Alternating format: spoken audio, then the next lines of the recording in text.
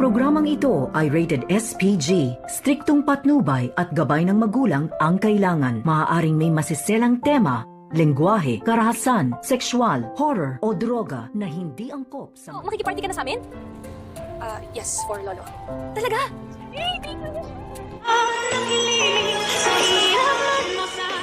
Narito na nga ating abangan ngayong Lunes sa abot kamay na pangarap. Tuwang-tuwa naman itong si Annalyn Santos nang malaman niya mula dito sa coordinator na may nauna daw sa kanya bago siya dumating.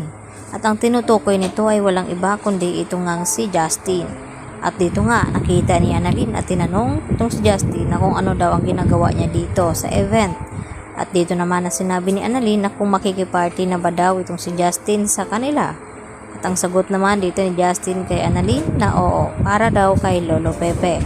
At dito hindi napigilan ni Annalyn ang kanyang sarili na lapitan itong si Justin at yakapin.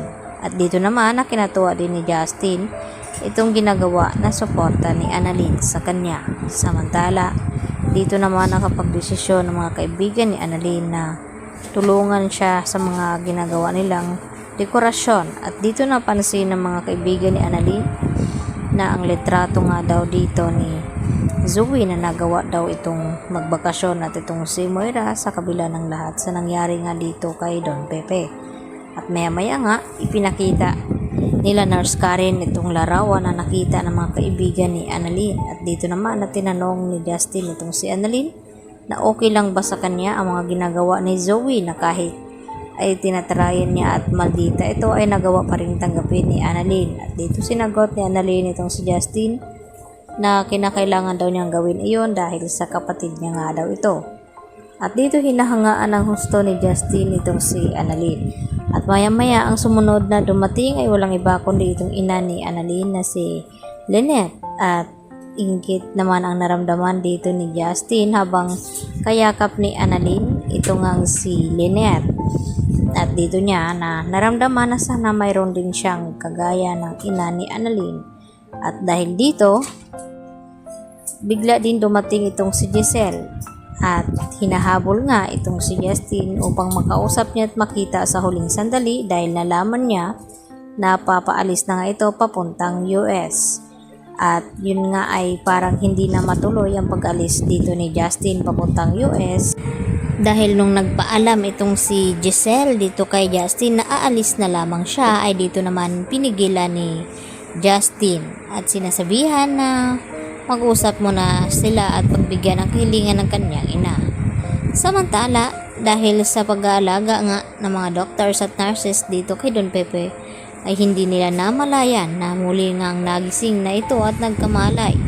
At dito na ipinatawag ni Don Pepe ang mga pulis upang magbigay ng statement kung sino nga ang kumidap sa kanya at nagtangka sa kanyang buhay. At nagulat itong sina RJ at Giselle nang biglang dumating at nalaman dito sa mga kapulisan na ang may pakana daw ng lahat at ang mastermind ay walang iba kundi itong si Moira at itong si Zoe.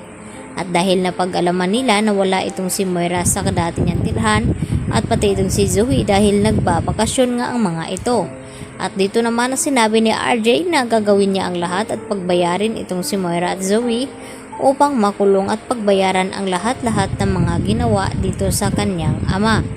At hanggang ganun din naman ang gagawin dito ni Giselle dahil tama nga ang kanyang hinala at kutob na may kinalaman talaga itong si Zoe at itong si Moira dahil hindi naman sila agad-agad na aalis kung wala silang kinalaman. Nung malaman nga nila sa attorney na hindi na nga pinapamanahan itong si Zoe at tinanggal nga ni Don Pepe bago nga nangyari itong aksidente na nakidnap itong si Don Pepe.